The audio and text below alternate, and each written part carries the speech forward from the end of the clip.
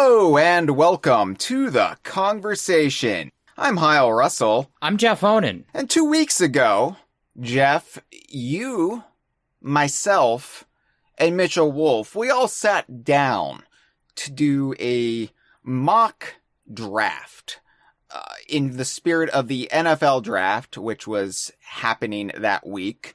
We decided to break off into 3 teams, the teams being ourselves, but we gave ourselves funny team names, and we drafted 5 DKU games in a fierce competition to assemble the best library, the best team, if you will, of DKU games. But there were rules attached to it.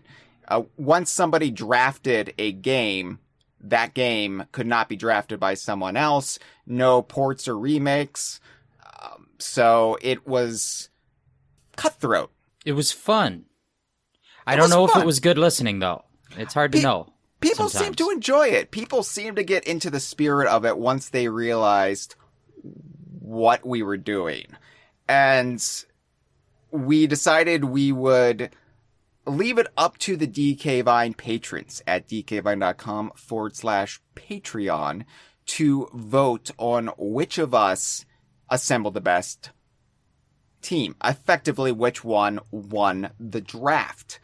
And that's what this episode's going to be about. This mini episode of the Kongversation is going to deal with the fallout and ultimately the winner as decided by our patrons. Yeah, I think Hyle, I'm feeling a weird energy. I think we need to up it a little. Oh, okay. Up the energy, because this is ostensibly sportsy, all right? Okay. And sportsy is high energy, it's high octane. The people want excitement. I wrote down a joke with a question mark, as you have done before. Should I tell this joke? And I decided, I don't know if it's a joke, but it's more of just a workshop of a joke. But basically, we talked about, on our last episode of the Kongversation podcast, which was about Sea of Thieves, season 11. Yeah. We discussed Worm Week, our favorite week of things. And the episode, the week that episode came out, Robert F. Kennedy Jr. had this thing about worms in his brain, he said. Yeah. He's like, yeah. So it really is Worm Week. That's not really a joke, it turns out. It's just an observation. It's just a crazy coincidence because we said it was Worm Week and then a worm ate part of RFK Jr.'s brain. And I'm just like, Well, wow, the Kennedy family really have bad luck with losing parts of their brain.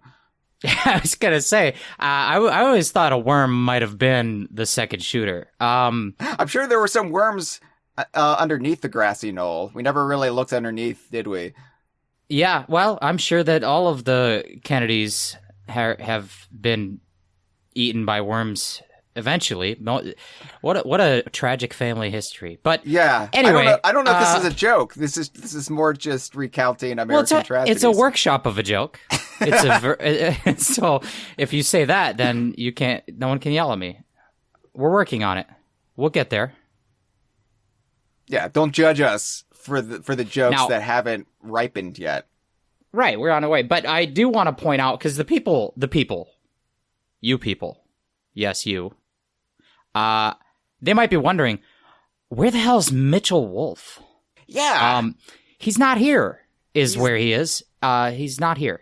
Is he a coward? Is he afraid of the results and just decided, I don't want to debase myself for this? Yeah, no, he is a coward. That's true. But I asked him. I said, "Hey, we're gonna do it. We're flexible. And he said, "Well, I'm swamped," which is kind of ridiculous since I, of the 3 of us, am the only one with a real job. Yeah. I mean, Hyle, you're a Donkey Kong journalist, which is not a thing. It is a thing. I've made it a thing, Jeff. If I say it's a thing, it's a thing. When I open up my dictionary, which I have on the shelf, it's made of paper. It's not on the damn telephone like everything doesn't have to be an app. But there's no Donkey Kong journalist career in that list. But, and Mitchell, God, I love him, but, what is he? He works in the video game industry? Like, okay. That's like, oh, I work at the toy store. I have to make sure the toys are fun enough. My damn boss makes me make sure the toys are fun. Like, yeah, okay. That's like saying I work at the bowling alley. Like, yeah, okay, I bet you really work. I mean, you have to clean the shoes. You have to spray the stuff in them. They spray Jeff. the shoes. Oh, my damn boss makes me spray the shoes. But, like, let me tell you something about the bowling alley. All right, I have a little insight here. All right. When you go to the bar at the bowling alley, you can order a pizza. And the guy will come out and he will say, hey, just so you guys know, we have a new guy training and we messed up your pizza. So we're going to get you a new one out here real soon. It's just going to be a couple more minutes. And then what has really happened, because he just lied to your face, is that the kitchen messed up the pizza on purpose. This is something that happens in kitchens. I've worked in restaurants, but they messed up the order on purpose so that now they can eat the pizza that they made. They made a pizza that was wrong so that they can eat it. And then they're like, oh, your pizza's going to be a couple more minutes. And they're in the back eating pizza. And so basically that's a metaphor for what Mitchell Wolf does for work. I still think he was a coward. He says he was swamped. oh, I'm just too busy. Oh. And then I see him recording a podcast with Dustin, telling the tale or whatever. And I'm like, oh, you're too good for the conversation. Is that is that the case? Like, no, he's scared. He's scared because he knows he had the worst 5 games of the 3 of us. Well, no doubt he did a bad job, but have we considered the possibility that he was trying to tell us he is in a swamp and he needs help? So it was a cry for help, yeah. He really should help, pick... I'm swamped. He should pick a better word than swamped, because I didn't pick up on that. And now our friend Mitchell is going to drown in this way. He should have said he was bogged. I'm just so bogged right now. I'm sorry, I'm too bogged this week. Yeah. I can't make it onto the stream. I'm so bogged. Yeah, and now his little corpse is being picked apart by the snapping turtles. by the worms. I mean, he's effectively just swamp worms. Yeah, he just like Ted Kennedy, he just drove right in off the pier. Yeah. Good old Chappaquiddick reference. You know, I always say, Hyle, that you have Kennedy hair, but who would have thought it was Mitchell that would end up being Chappaquiddick? Well, yeah, should we discuss the DKU draft? Yeah, get better soon, Mitchell. We're rooting for you. So, Jeff, the Idaho crew, they were actually inspired by the DKU draft. The DKU draft was a lot more successful than I thought it was, given the amount of debate it inspired in both the community and the staff. Because the Idaho crew said, hey, that looks like fun. We want a taste of that action. And they decided to hold their own version of the DKU draft on their weekly Idaho crew stream at twitch.tv/DKVine every Tuesday at 8 p.m. Eastern, 5 p.m. Pacific. They decided they would hold their own. And I don't know how many people are in the Idaho crew these days. They got like 7 people living there. I don't know. I think 8 it's is less enough. of a crew and more of a fraternity house now. Yeah. It's basically, I think, violating their lease at this point. But they held their own while they were playing Super Smash Bros. Ultimate, because they needed a visual component, unlike us. We entertain with just the soft, soothing timbers of our voice. But they did it, and I unfortunately could not stick around for it, so I don't know how it went. It went, and you mentioned numerous times how they decided to have their own, and I feel bad not saying out loud that they decided to do it because I heavily suggested it, because I understand how to create brand synergy across the DK Vine family of platforms. So and that's the reason that's the reason you're the only one who's actually employable by a real employer. Right. Yeah. I don't work at the damn bowling alley, making sure that the bowling balls are fun enough. I mean, they are. They got the holes in them. Yeah, they have the right amount. Can you imagine more holes? No, they really nailed the design on bowling ball. But yeah, the Idaho crew did their own draft, and specifically, first of all, can I just say the Idaho crew are like chaos goblins? They're just insane. Yeah. They exhaust me. I can't I can't deal with it. I don't know if it's because I'm too old or too much of an introvert, but I need to lie down whenever I engage with them. They started going at it on the drafting their things, and it was like 5 minutes into the stream, everyone had already had 2 picks. And I was like, wow, we really hemmed and hawed and strategized and thought, and they were just like, okay, nobody picked this yet. I want this. And they were like, yeah, okay, well, now I want this. And then after everyone had 2 picks, Tito showed up, who's a member of the Idaho crew, but he wasn't there from the beginning. And they were just like, hey, do you want to play? He's like, okay. And they just dealt him in. They let him get 2 picks, and he joined the end of the... It started off as a 4-person draft, which is interesting because, as you know, we did a 3-person draft. And so when you have 4 people drafting, it completely changes some of the chemistry of the whole thing, of who's going to get what. They're going to be more spread out, more slim pickings. But then they just, in the middle of it, were like, well, what if it was a 5-person draft? And very chaotic. But they made it work. So how did it shake out for them? Because we said on our draft episode, the DKU Draft 2024 special, that obviously there were some games that were not touched by the 3 of us, but you made reference to the fact that Dustin said that Conker's Bad Fur Day, for example, would have been one of his draft picks. And so I find the change in dynamics interesting, because obviously that group of people, it was a 5 at the end? 5 different people, or 4? 5 people each picked 5 games. And so there is a much wider variety across these lists. And it wasn't just because everything was spread out more. I think just because of their preferences and personal tastes. Right. They picked some wildly different stuff. So I'll go over each of their lists real quick. Andrew took Banjo-Tooie, Donkey Kong Country 3, Mario Party 6. I'm sorry. I shouldn't laugh. His third pick. Like, I was like, when I was looking at my list, I kind of thought maybe I would pick a Mario Party if there was nothing available late in the game.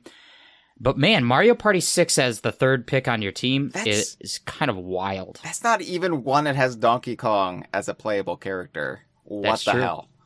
Like, if I was going to draft one, it probably would have been 2. But it would have been pandering for sort of that N64 nostalgia generation. Right. Which we did pander. There was a bit of pandering involved in our strategy.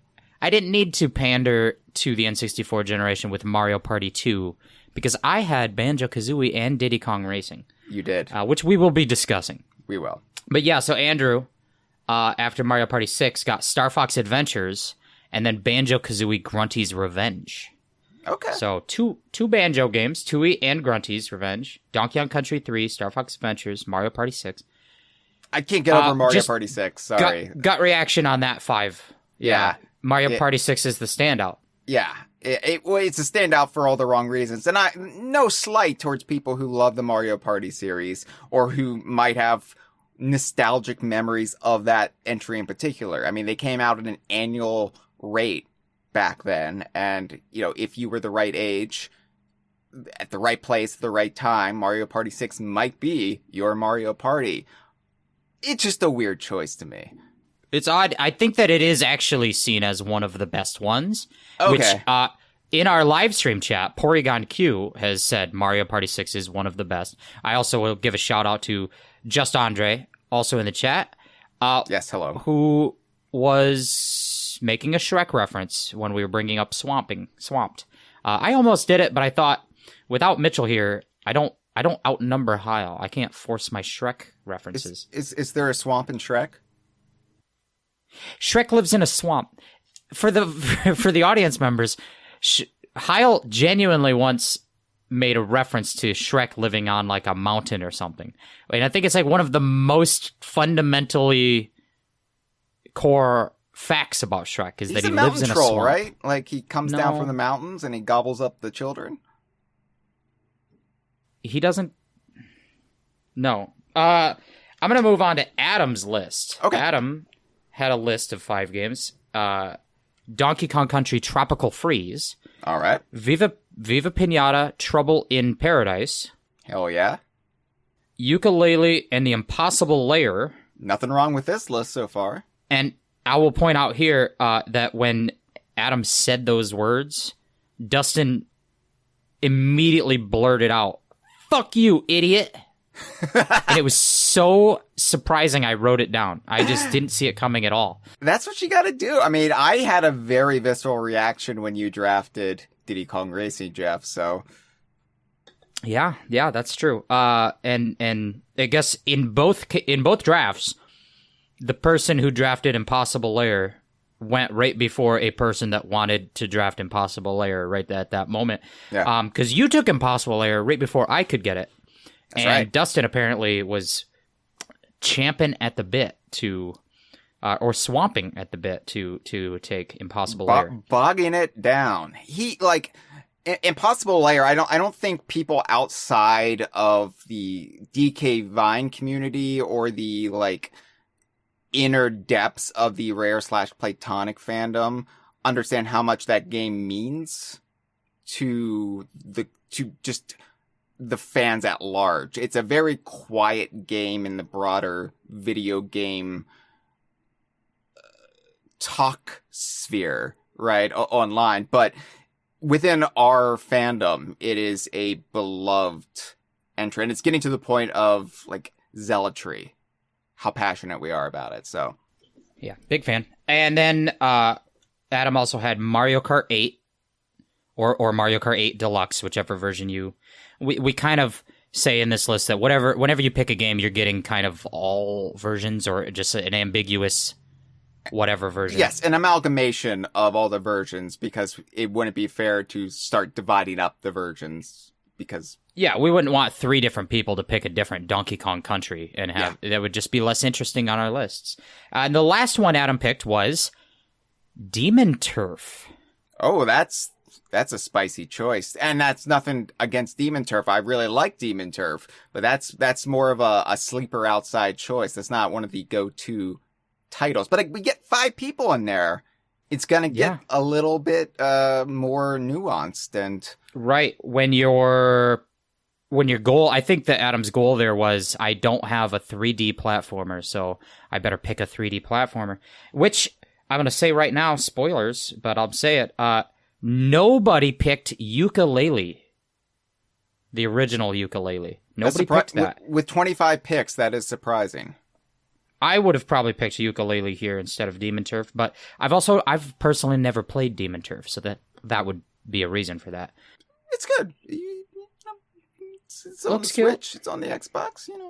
So Looks cute. Yeah. Dustin is also a member of the Idaho crew, and Dustin drafted Banjo-Kazooie. By the way, we didn't remark about it, but Andrew taking Banjo-Tooie as the very first pick of the whole thing. Interesting. Banjo-Tooie, the first pick.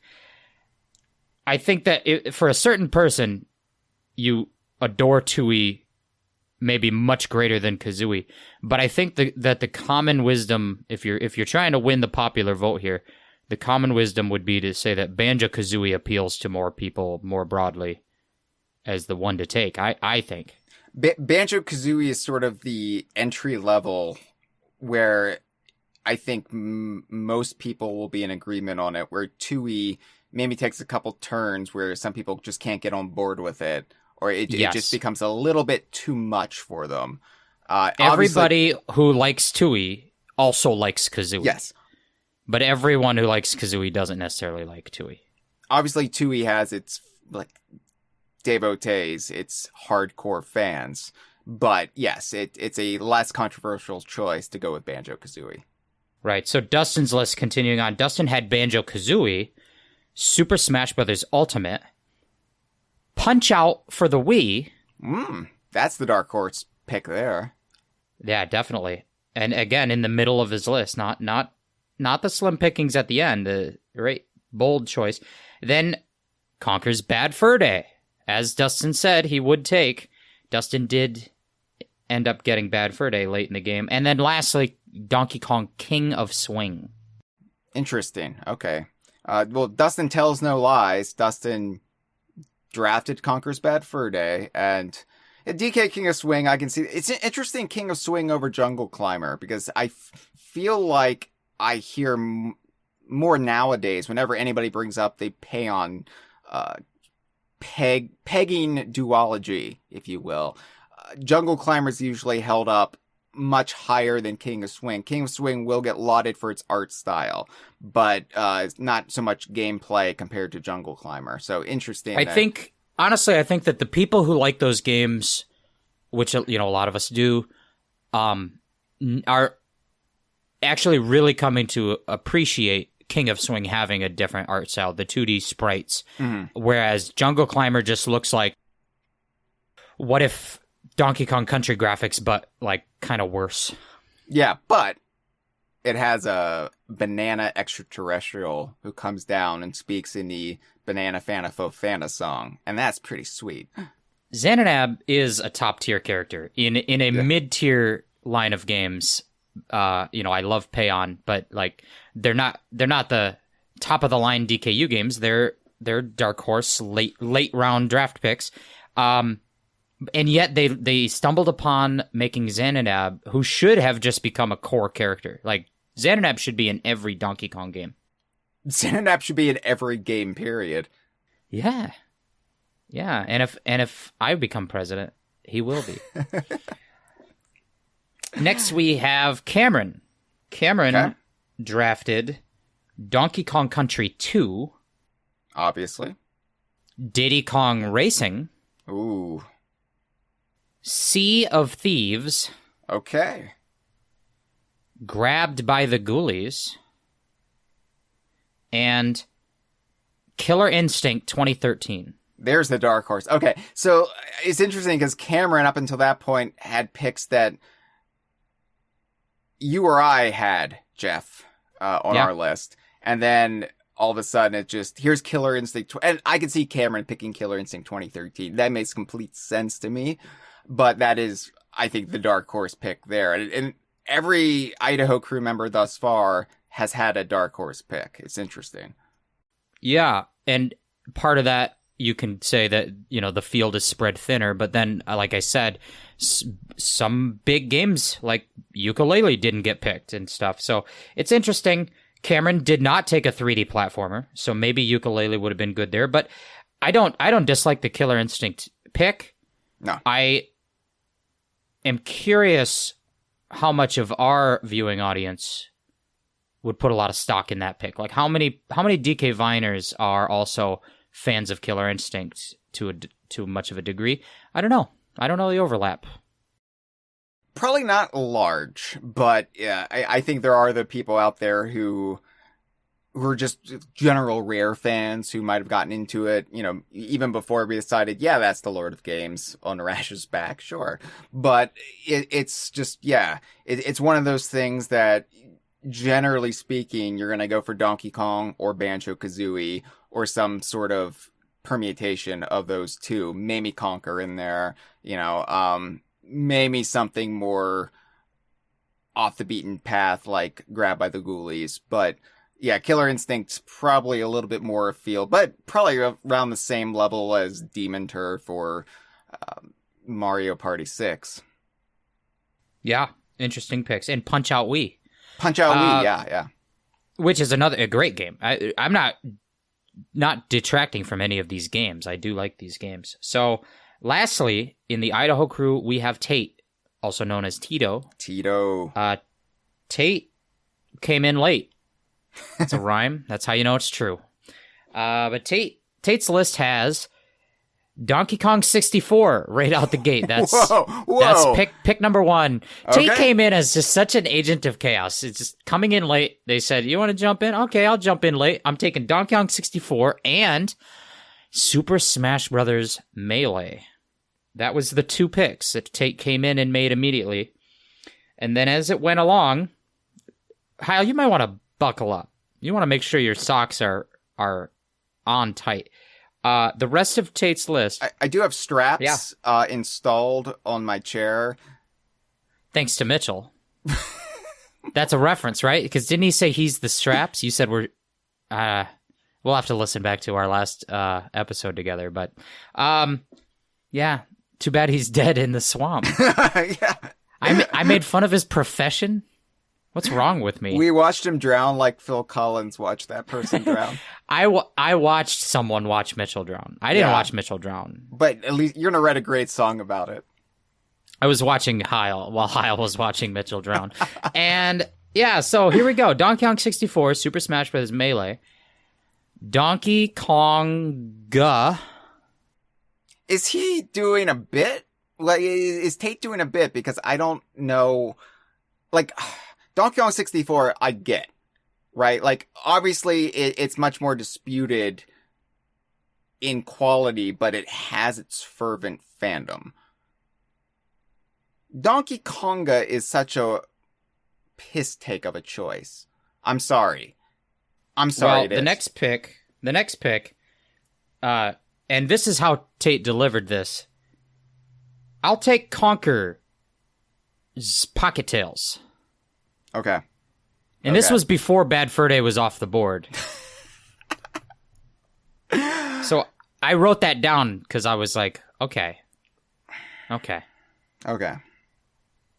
We do have, I want to point out, we have Freezer in the live stream chat, who we know is a big fan of the Game Boy Advance rare games. And so, or just Game Boy rare games. So yeah, she things was like very Grunty's upset Revenge with us for not picking one of the GBA 3, Grunty's Revenge, It's Mr. Pants, or Saberwolf. Right. Although some people might be really offended when we say the GBA 3 and we don't include Banjo Pilot. But, well. I think even Freezer has limits. And last, I want to say last but not least, but maybe, Tate chose Donkey Kong Jungle Beat.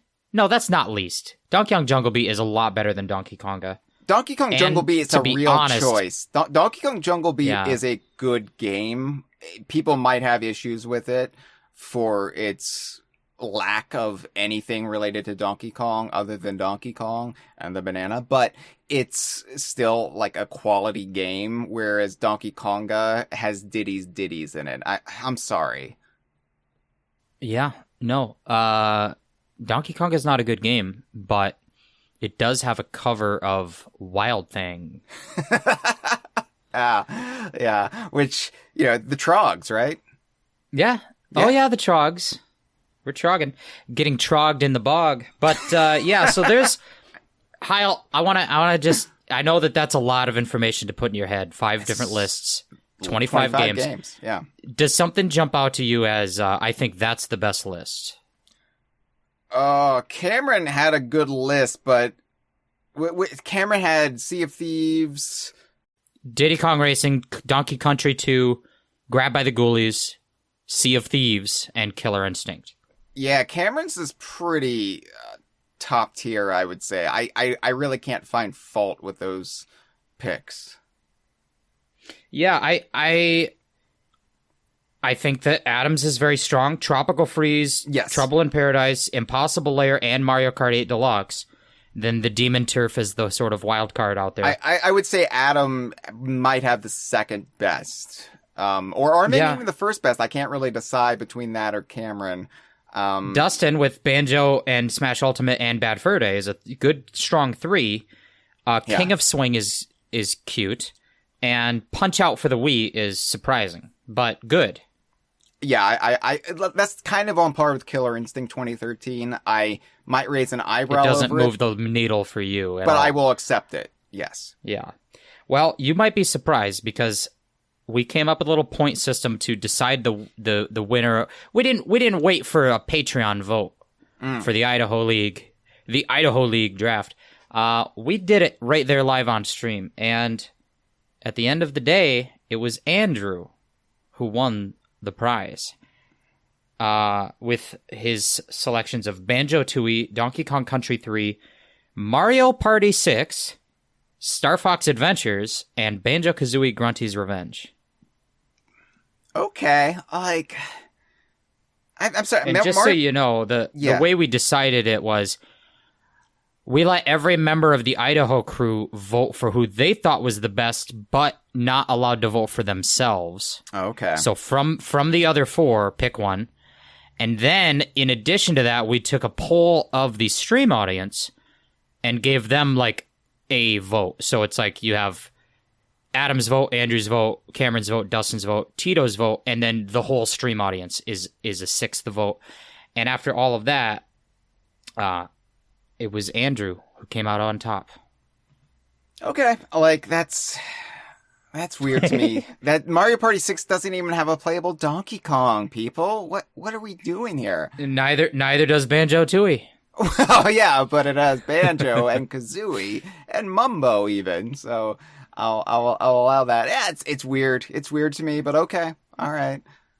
And now at least nobody voted for Tito. That's true. When Tito drafted Donkey Konga, Andrew said, because Tito at that point was going 2 votes in a row, with the way we did our snake draft. You can listen to our last episode to hear more detail about that and see it play out. But when Tito was snaking the draft and getting 2 votes in a row, 2 picks in a row, he picked Donkey Konga, and Andrew said, there's no rule that says you can't take Donkey Konga 2 right now. And just get them back to back off the board. And I really kind of wish he had, but no, he was playing to win, and he just came up short. Yeah, okay, well. Yeah, that's a self-inflicted wound. I'm sorry. You play Donkey Konga, you're playing to lose. Well, I will say Cameron came in 2nd place by 1 vote. Or 1 point. We had like a point system. I'm not going to explain it all. If you want to know how stuff works, you got to tune into the live streams, baby. Idaho Crew every Tuesday nights Eastern time. Tuesday at Tuesday nights. Don't miss it. Eastern. Tuesday nights Eastern. And but it was fun. And Cameron came up shy. Cameron was leading the vote before we factored in the audience poll, and then the audience pushed it to Andrew. And I think it was because they like Game Boy Advance games. But the audience poll was like by the points went to Andrew by like 1 vote. That's how close it was. Yeah. So Cameron should feel very good about basically winning. Cameron ought to have won. I'm saying. That's my opinion. But Freezer swayed the vote with the don't ever let it be said that your vote doesn't matter. No, you gotta vote. Freezer got souls to the polls for Grunty's Revenge. Pokemon Go to the polls is a reference. Well, that was the Idaho crew. Boy, they're crazy. Watch them on Tuesdays nights. Yeah, they're exhausting. They'll keep you up all night. I like it. I like it a little bit at a time. Yeah, I can't do too much. I like maybe two a month, and then I'm like, all right, I need a rest. That took a lot out of me. I don't know how they do it. Worm in my brain. Yeah, but we're not here to spend all of our time talking about the Idaho League's draft. We have to get back to the real draft, the Kongversation host draft, the draft that you and Mitchell and I did with our 3 teams. Yes. Our 3 teams. Those teams, they had names, Jeff. Ooh. The Mitchell team, they were the San Diego Padres. I thought they were the Mitchell team for a second, which is not bad, but San Diego Padres, there's something to that. That's good branding. My team name was a bit convoluted. It eventually evolved into the Bananal Squits. Sort of shitty. In a good way. Yeah, a lot of people thought my choices were shitty, so it was apropos. I'm looking at them. They're not bad. I don't know if they're good. My team, of course, was the Bay City Rollers, That's because right. it is SATURDAY night. And so I had to be the Bay City Rollers. But I probably could have just called myself the winning team if I wanted to. Well, I haven't seen the results, but I'm feeling good. People had their opinions, Jeff. So I was surprised the amount of debate this spurred, because I thought, this is an experimental episode.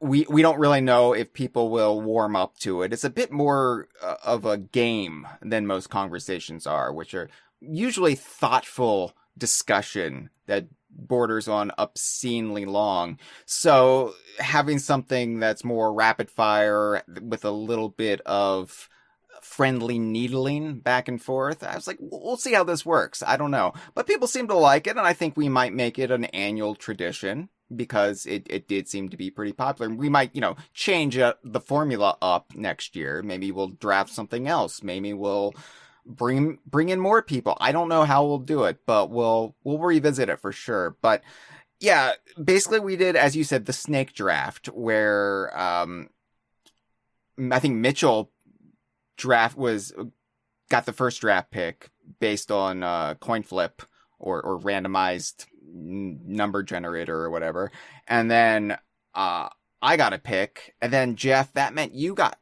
2 picks. Yes, because in alternating rounds, in each round, we alternated the turn order. It went Mitchell, Hyle, Jeff, and then it went Jeff, Hyle, Mitchell, and then Mitchell, Hyle, Jeff.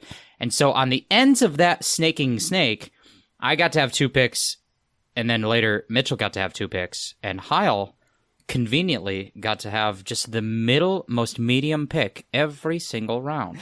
Yeah, I really did get the short straw, or the short snake. But maybe it's a worm, because I feel like Mitchell's brain was eaten by the end of this, judging from his controversial picks.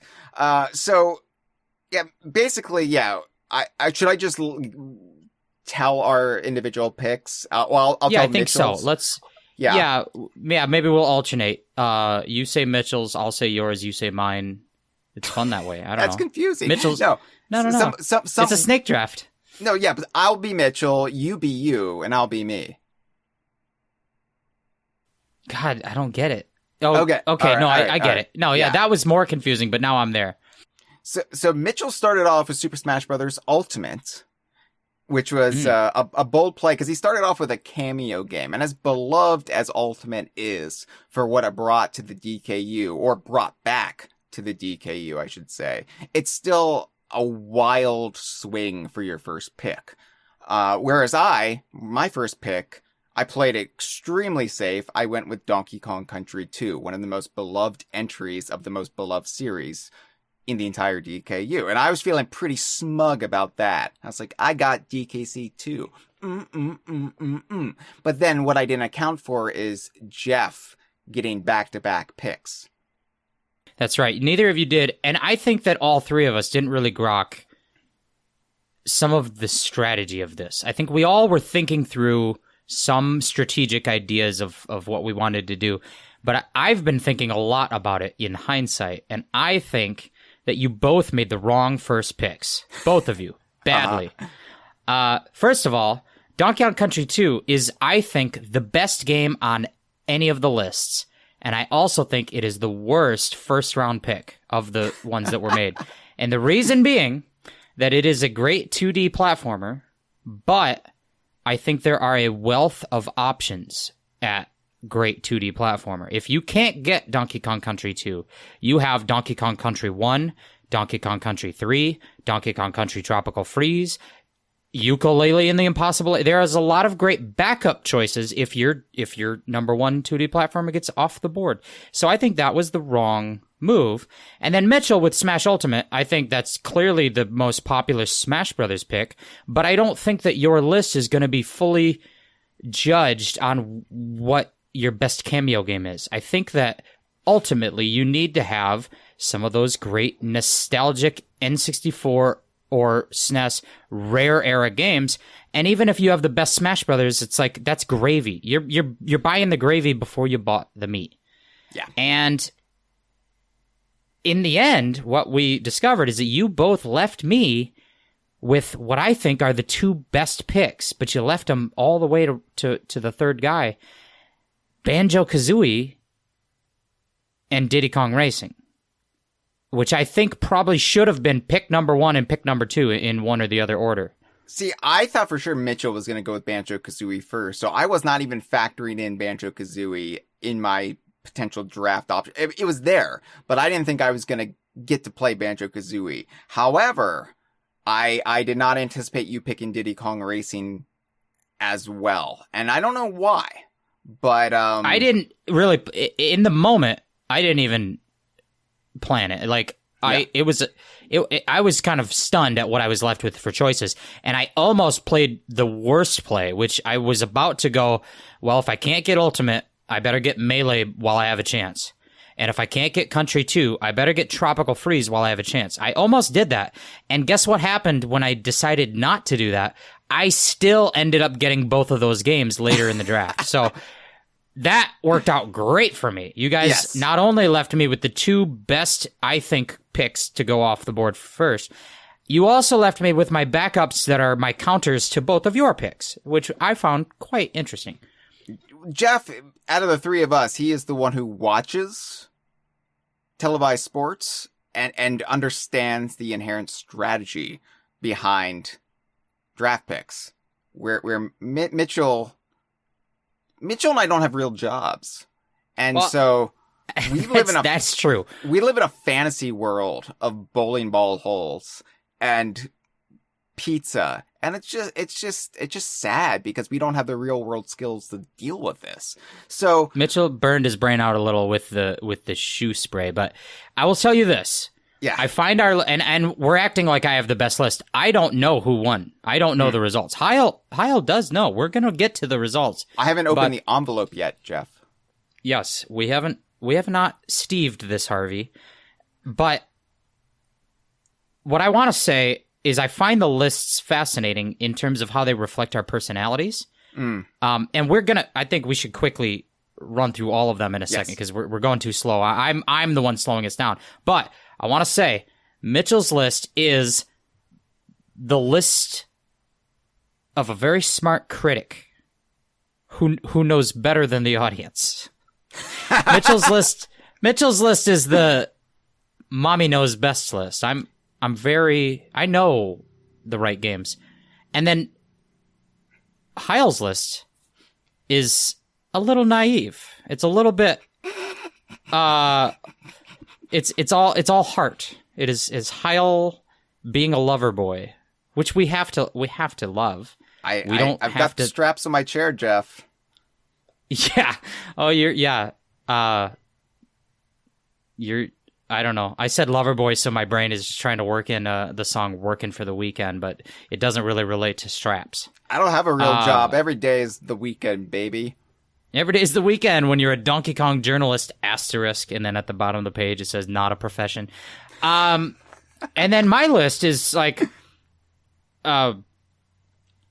correct.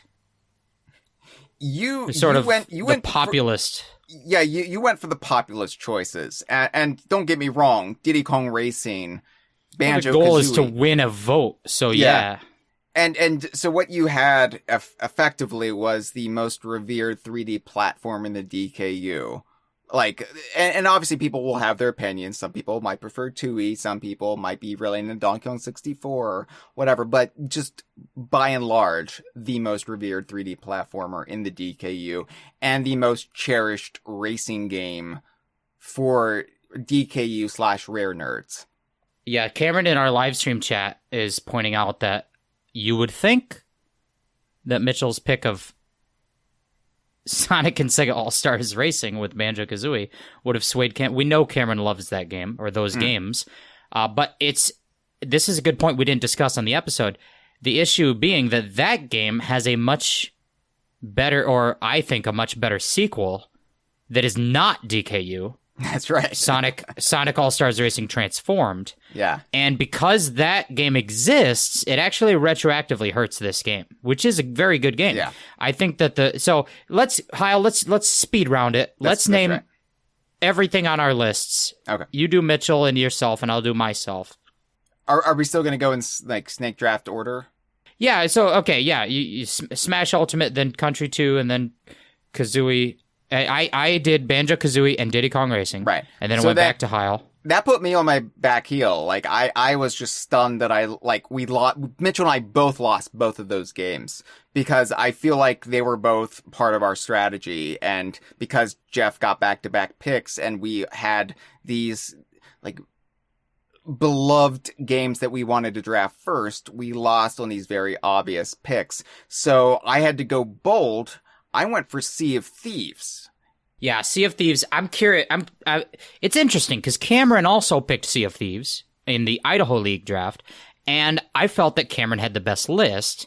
But I also feel like Sea of Thieves, I put it in a category. In my head, I put every game into 5 categories. You either have you got to have a 3D platformer, a 2D platformer, a Smash Brothers game, a kart racer. I mean, I say you don't got to have these things, but you would ideally like to have one of the top, either the best or second best.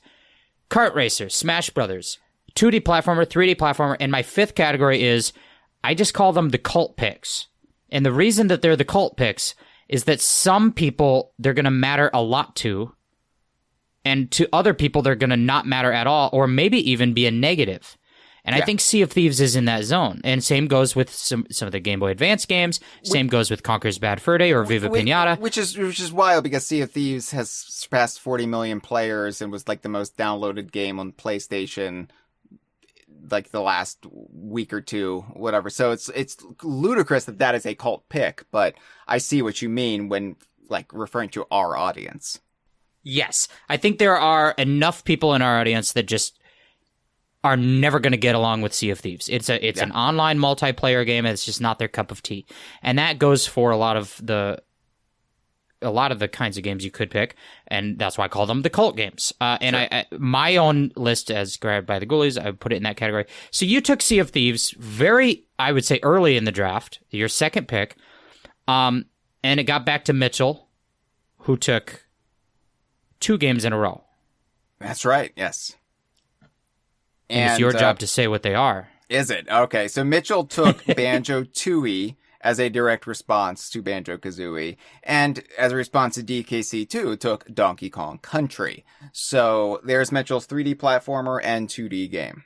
2D platformer. Yes. So at this point, I think Mitchell has a good, pretty well-rounded list. I found it interesting because in my head, I was thinking, if I can't get Donkey Kong Country 2, my second pick is in that category is Tropical Freeze. And Mitchell didn't take that.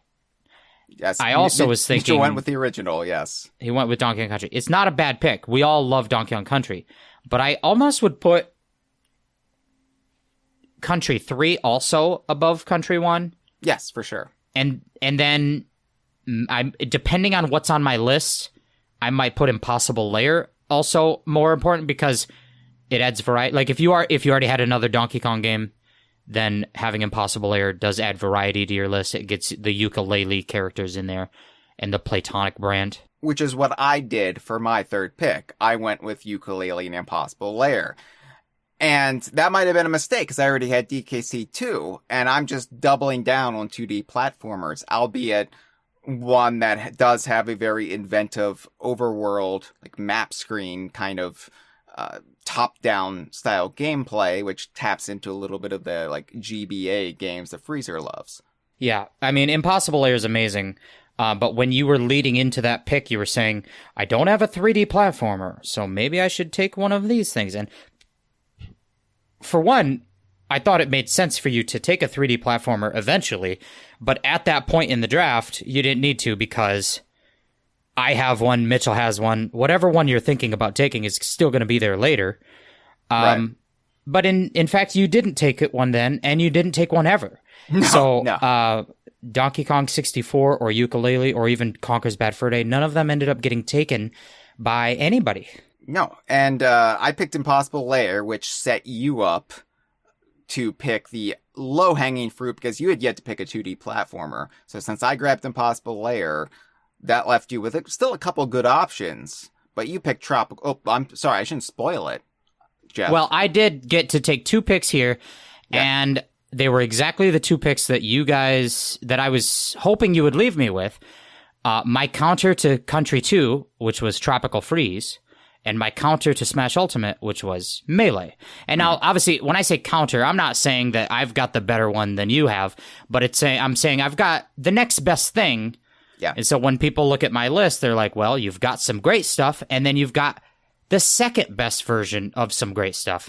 And I mean, that was my strategy, and I ended up being able to pull it off. I got Tropical Freeze and Smash Brothers Melee. Yeah. So I was feeling the flop sweat at this point. I picked Star Fox Adventures because it's a very beautiful game. It's a rare game. The last game on a Nintendo console. And that was kind of my dark horse pick, right? But at this point, I was admittedly flailing. And maybe I should have gone with the original Yooka-Laylee. Maybe I should have gone with Conquer or even Donkey Kong 64. But I was looking to diversify my portfolio as best I could. Which I found kind of interesting because I would almost say that this is not diversifying because it is another adventure game, which I would also sort of classify Sea of Thieves. But it's single player, not online. That's true. They're very different games. That's for sure. No Yes. doubt. That's fair. But yeah, I don't know. However bad I was feeling about Star Fox Adventures, Mitchell made me feel better because his 4th pick was Minecraft, which of course famously brought in many DKU skins, Banjo, Conquer, 2D even, and then eventually Donkey Kong and Diddy Kong joined the shenanigans when it was on Nintendo. And, I understand Mitchell's point, but Minecraft is a very academic pick from somebody who, it considers himself a scholar rather than somebody down in the muck with us, which is ironic because he's the one drowning in a swamp. Sometimes I wonder if Mitchell hadn't picked Minecraft, would he be alive today? Right. I would have cut his brakes. So Minecraft was his 4th pick, and because it's a snake draft, or maybe even a worm draft at this point, Mitchell then picked Sonic and Sega All-Stars Racing with Banjo-Kazooie, the aforementioned pick. And that was Mitchell's 5 picks. I think I could just say them out. Smash Ultimate, Banjo-Tooie, Donkey Kong Country, Minecraft, and Sonic and Sega All-Stars Racing with Banjo-Kazooie. So I feel like Mitchell had a real shot until Minecraft, and that is such a dark horse pick, which, yes, has its fans, even within our community. But, wow. I don't think he read the room. No. You're trying to say who has the best DKU draft. Yes. Not best collection of 5 video games to the average gamer. Right. And Minecraft is an excellent video game and one of the most influential and most popular of the past decades. Like it's a monster of a popular game, but is it gonna play to the audience when you're trying to say this is a DKU draft of Rare fans and DKU fans? I don't know. And then with Sonic All-Star, I think it was just Andre who said in that chat during that podcast, taking Sonic and Sega All-Stars Racing, sometimes you need to play to the cheap seats. And that's where you should have taken Mario Kart 8 Deluxe, which never got taken by either of you. Yeah. And I had Diddy Kong Racing, so I didn't need it. Right. Right. And I was thinking about Mario Kart 8, but I was just so dedicated at this point to having a wide range of heavy hitter DKU titles that I went with a Viva Pinata game as my last pick, specifically Trouble in Paradise, widely considered to be the better of the 2 mainline Viva Pinata games. And, that surprised some people because that is kind of one of my relative blind spots when it comes to the DKU, having sort of been my most removed from the fandom when those games were king. So, yeah, but I picked Trouble in Paradise. It's an amazing game. The Viva Pinata, in my opinion, ought to be one of the rare games that is put on a sort of all-time pedestal with Donkey Kong Country and Banjo-Kazooie. And it's not, because, of course, it is on the Xbox, and there's a large portion of Rare's fan base that just never followed them to Xbox, and then it's a kind of game that maybe Hyle isn't super into, so it hasn't gotten a ton of coverage on the Kongversation. I think that Viva Pinata is one of Greg Mails' best designs, right next to Banjo-Kazooie or Donkey Kong Country. It's a good pick. I was surprised because your list has largely been what I feel is a lot of you voting with your heart. Your number 1 and your number 2 games are on there. Impossible Lair is a heart pick because it's maybe a little under the radar for some people, but it's one of the best games that should be lauded.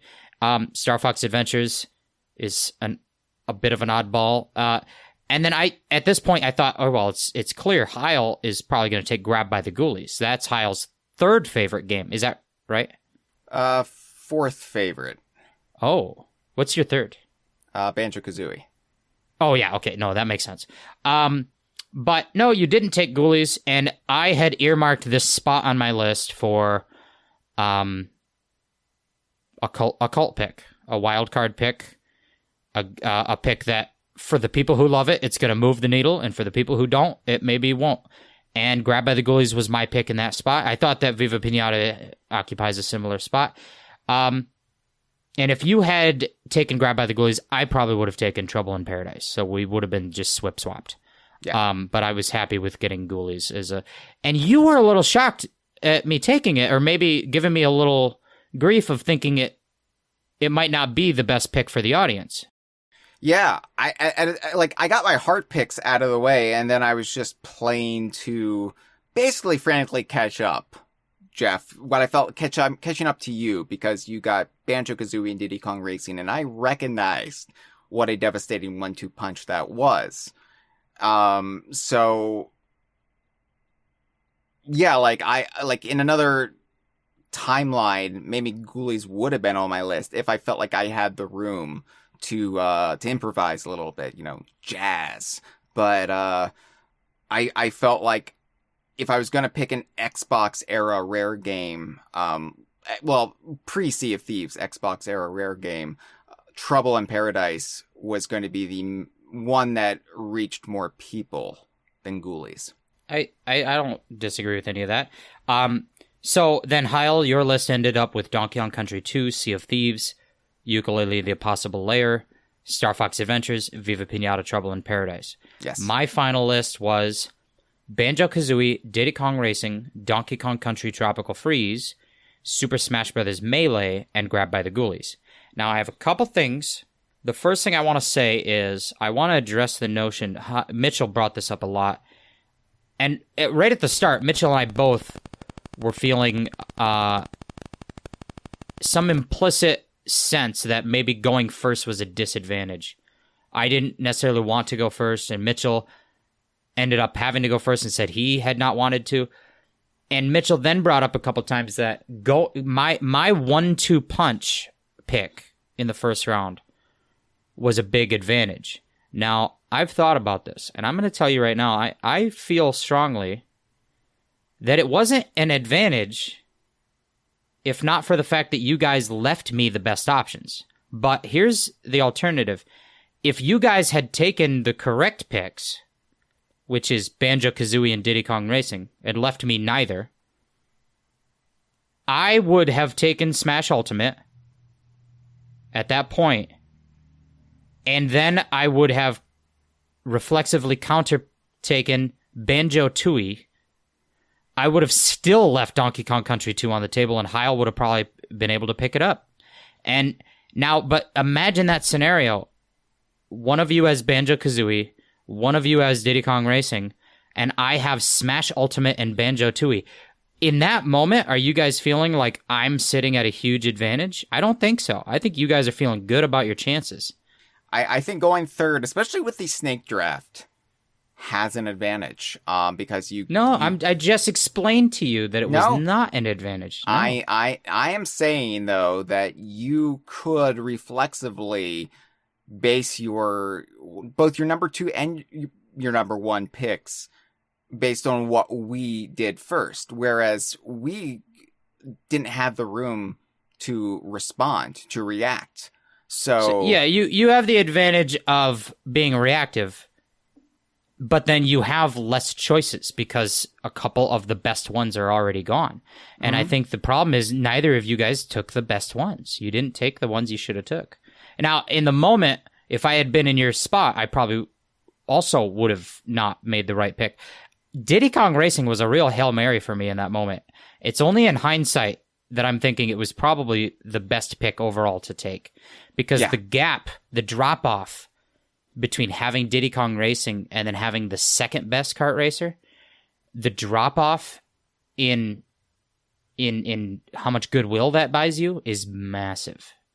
It's a very exclusive best game in its class, in a way that the 3D platformers and 2D platformers don't even have. Banjo-Kazooie's great, but Tooie's still good too. It's also unique in that it's a beloved game, held up as a classic, and yet it's also criminally underrated because it hasn't been legally available to play in over 2 decades. So you kind of get that, as you say, playing for the heart. You kind of get that like cult classic vibe with it, even though it very much wasn't under the radar when it came out. Right. Yeah, and I think that playing right to that core 1990s rare developed N64 era games, I think that goes a long way. And I am almost curious about the ones that we left off the board. Donkey Kong 64, Conker's Bad Fur Day. How powerful were those picks that we didn't take? I mean, Donkey Kong Country 3, yeah. Yeah, Donkey Kong Country 3 being maybe, I would say, the best game that didn't get picked. And then, Mario Kart 8 Deluxe as the second best kart racer. Mitchell's team ended up with 3 cameo games. That's where I think his imbalance was.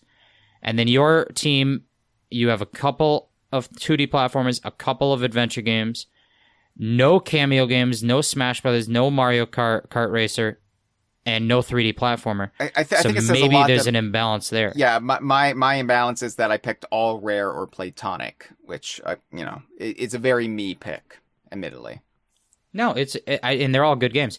So yeah, I had some questions written down to ask, but I think we're ready to just get the show on the road here. Yeah, I didn't solicit a call for this episode, Jeff. You did not solicit. That's right. I did not solicit, but it turned out people were impassioned, and we did get a call, Jeff. So we got a call. I'm going to go and play it because I'm a nice guy, and I don't like disappointing people. You're right. I'm like Santa Claus, except the Santa Claus that doesn't leave coal in people's stockings, except for Freezer, because I didn't pick any of the GBA 3.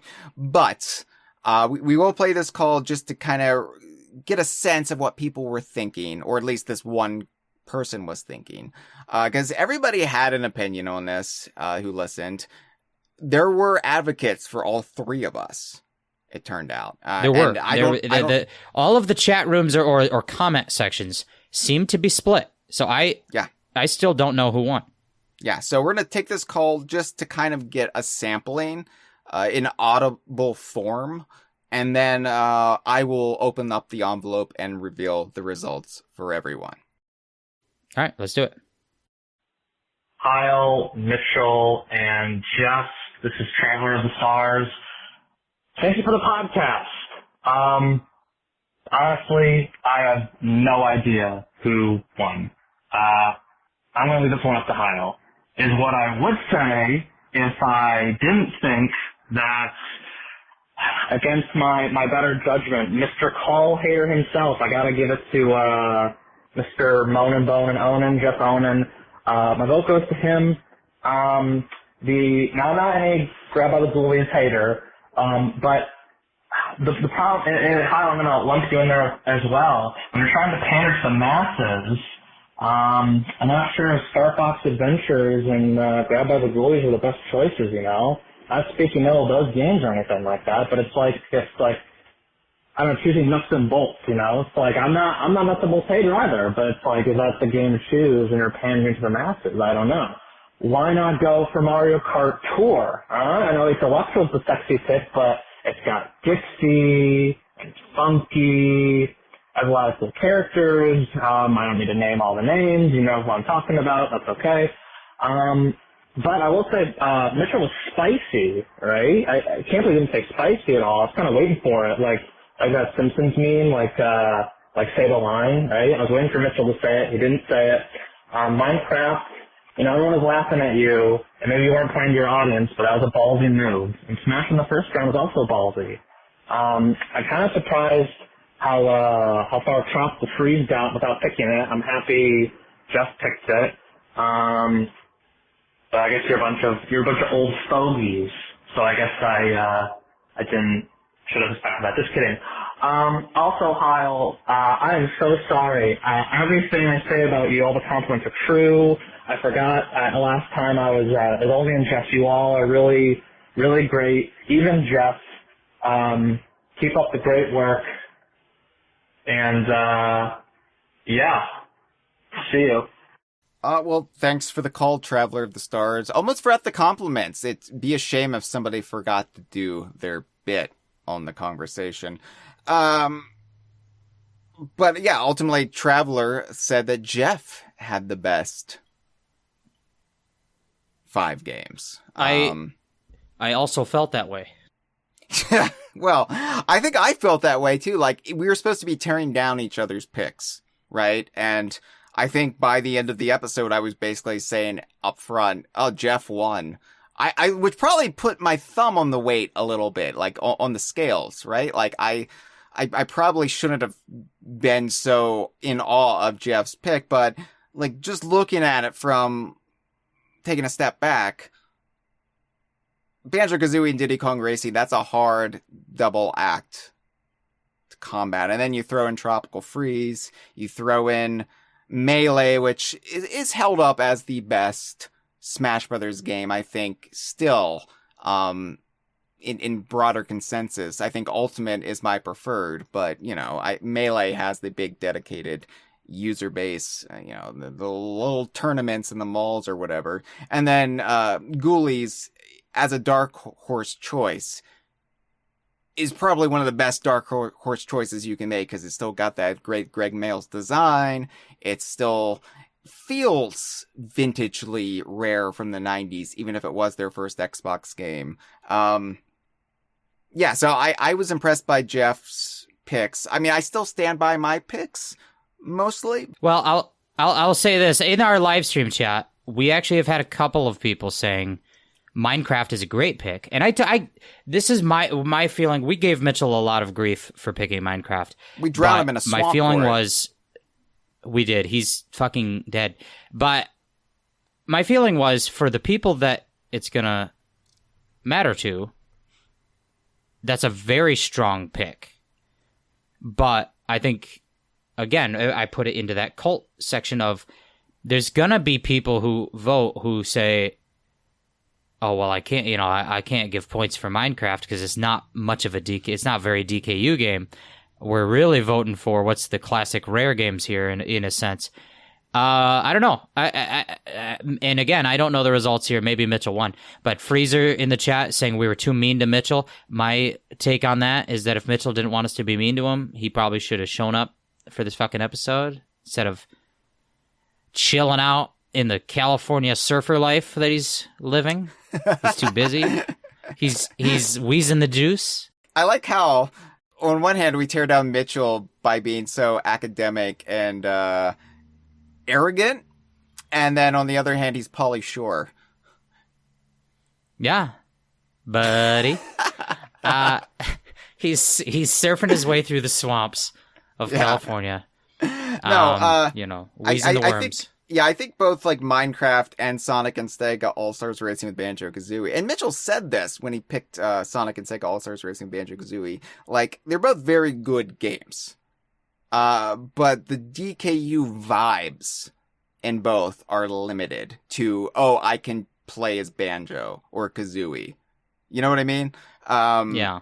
It like in isolation, that's not a lot when you're trying to pick the 5 best DKU games. It's like saying, what are your 5 favorite books? And somebody picks the Bible.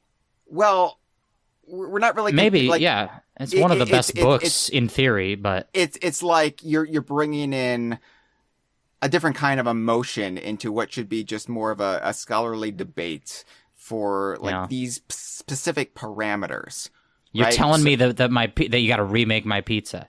I know you fucked it up on purpose. All right. Are you ready for me to reveal the results, Jeff? Let's do it. Let's hear the results. And if it's that I won, it's going to be boring because I've kind of been operating on that assumption. But if one of you guys won, it's going to be very funny because I've been tearing your lists apart. All right. Well, I'm going to open up the envelope now. All right. Thank you. Like, thank you. Yeah. Yeah. All right, here we go. In third place, 23% of the vote. The San Diego Padres, Mitchell Wolf. Yeah, so Mitchell got 23% of the vote. That's I think good for third place. If you're taking 33% as the baseline. Yeah, it's not bad for third place. It's just 10% underneath that. Yeah, it's not bad. All right, second place. 27% of the votes. The Bananal Squits. So, Jeff, I don't know if you can do math. I don't know if you're a number person. Yeah, you can. 50. 50% of the votes went to the Bay City Rollers. Yeah, we're going to keep on rocking to the rock and roll on Saturday night. No, I did do it the best. Mitchell's going to say, I just had the advantage. I don't agree. I think he should have taken Banjo-Kazooie. You should have taken Diddy Kong Racing. You would have left me in a tailspin. I would have gotten Smash Ultimate and Tooie. Then Hyle would have taken Country 2. I think that when Mitchell took Country 1, that was the wrong pick there. He probably should have got Tropical Freeze. I think Hyle should have taken Melee before I could. But Hyle didn't seem to prioritize Melee at all. So then I got both the backups that I wanted.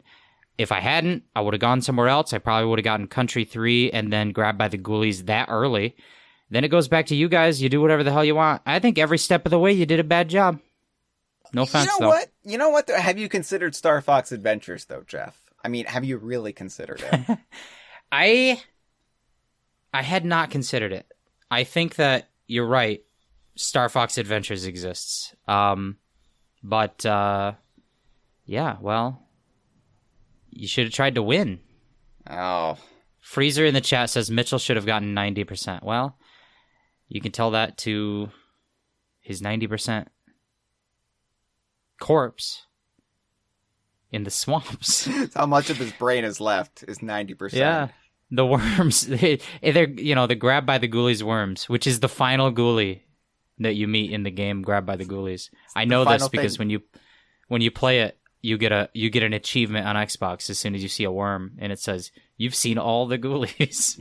It's also the final thing Mitchell met as well. Yes.